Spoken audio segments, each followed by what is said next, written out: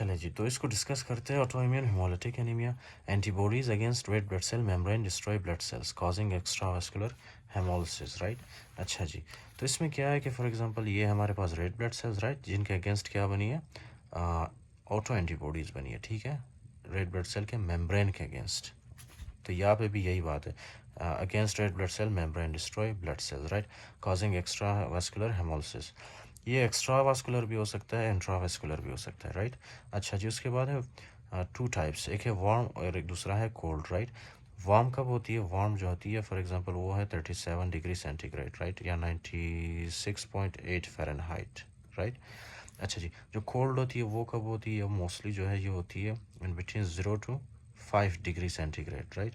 तो 5 degree centigrade obviously you know this is very cold weather, ठीक है, तो उसमें होती है। तो वार्म जो है ना, वार्म एंटीबॉडीज़, इसमें कौन इन्वॉल्व होता है? Mostly IgG antibodies, right, associated with SLE, chronic lymphocytic leukaemia या सीएलएल, लिम्फोमा, पेनिसिलिन, रिफाम्पिन या फेनिटाइन एंड अल्फा मिथाइल डोपा। ये मैं आपको बता चुका हूँ, राइट। आईजीजी एंटीबॉडीज़ होती है, राइट, किस वजह से प्रोड्यूस होती है? मोस्टली होती है एसएलई या सीएलएल की वजह से या लिम्फोमा की वजह से, राइट। उसके बाद एक कोल्ड एंटीबॉडीज़, उसमें कौन सी एंटीबॉडीज़ होती है? आईजीएम एंटीबॉडीज़, राइट, जो बड़ा वाला एंटीबॉडीज़ मैंने आपको दिखाया था, right. Associated with mycoplasma pneumoniae, Epstein Barr virus and Waldenstrom macroglobulinaemia, right. I will discuss this is very interesting topic, right, हम ये डिस्कस करेंगे, राइट। अच्छा जी, ये सारी चीज़ें हम डिस्कस करेंगे आगे, right. For now you just have to trust me कि ये चीज़ें करवाता है, राइट। अच्छा जी, फिर उसके बाद हिस्ट्री या फिजिकल एग्जामिनेशन जब आप करते हो ऑब्वियसली आपको क्या मिलता है? Presents as haemolytic anaemia, right. Haemolysis हो रही है तो जाहिर सी बात है क्लिनिकल फीचर्स आपको क्या नज़र आएंगे? हेमोलिटिक एनीमिया वाले, ठीक है। जॉन्डिस मिलेगा आपको, हेमोग्लोबिन यूरिया मिलेगा आपको, ठीक है। उसके अलावा डायग्नोसिस में आप क्या करते हो? Direct Coombs test, right. Coombs test क्या है?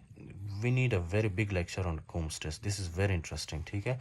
लेकिन for now you just have to trust me कि कोम्स टेस्ट क्या करता है। फॉर एग्जांपल ये होता है हमारे पास रेड ब्लड सेल, राइट, ये रेड ब्लड सेल है।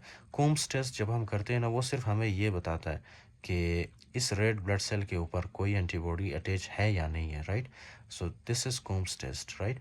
ये बताता है हमें कि इस रेड ब्लड सेल के ऊपर या इस रेड ब्लड सेल के मेम्ब्रेन के साथ कोई एंटीबॉडी अटैच है या नहीं, राइट।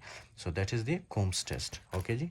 अच्छा, तो कोम्स टेस्ट जाहिर सी बात है इस डिजीज़ में हमें क्या मिलेगी? पॉजिटिव मिलेगी ना, क्यों? क्योंकि एंटीबॉडीज़ जो है रेड ब्लड सेल के साथ बाइंड कर रहे हैं, राइट।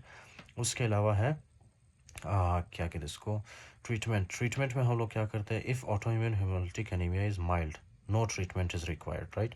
अगर ये माइल्ड है, अगर इसकी वजह से कोई सिम्टम आपको शो नहीं हो रहा है, ठीक है, so there is no need to for example no need of treatment, okay जी। अगर फॉर एग्जांपल क्या है कि warm autoimmune haemolytic anaemia है आपको, राइट, तो उस केस में आप क्या करते हो? सबसे पहले स्टेरॉयड देते हो, राइट। स्टेरॉयड क्या करते हैं? इम्यूनो सप्रेशन, आपके macrophages, complement system, auto antibody, सब कुछ जो है क्या करता है? ये सप्रेस करता है या उनको नाकारा बना देता है, राइट। अगर इससे भी आराम ना आया तो आप क्या करोगे? Splenectomy, right. या तो फिर आप फॉर एग्जांपल इंट्रावेनस इम्यूनोग्लोबुलिन भी दे सकते हो, राइट। ये भी इम्यूनो सप्रेशन करता है, राइट। उसके बाद है फॉर एग्जांपल अगर cold auto immune haemolytic anaemia, उसमें क्या करते हो आप? उसमें जो है आप सबसे पहले पेशेंट को कीप करते हो, राइट, वार्म। पेशेंट को अगर फॉर एग्जांपल ठंडी लगी है, राइट, ठंड लगी है for example 0 to 5 degree centigrade, ये तो बहुत ठंड होता है ना, बहुत ज़्यादा ठंड होता है ये। अच्छा जी, तो इस कंडीशन में आप क्या करते हो? पेशेंट को सबसे पहले आप हीटर के सामने बिठाते हो, राइट, ला या मतलब कुछ भी करके पेशेंट को आपने वार्म फील करवाना होता है, राइट। उसके अलावा आप देते हो रिटोक्सिमैब, राइट। रिटोक्सिमैब भी एक ऐसा फॉर एग्जांपल क्या करता है रिटोक्सिमैब? ये है आपका B cell, right, B cell. B cell का काम क्या है कि ये कन्वर्ट होता है प्लाज्मा सेल्स में, राइट, प्लाज्मा सेल्स में, ओके जी, प्लाज्मा सेल्स में। प्लाज्मा सेल्स आगे क्या बनाती है? एंटीबॉडीज़ ऐसे बनाती है, राइट, ऐसे करके एंटीबॉडीज़ बनाती है प्लाज्मा सेल्स।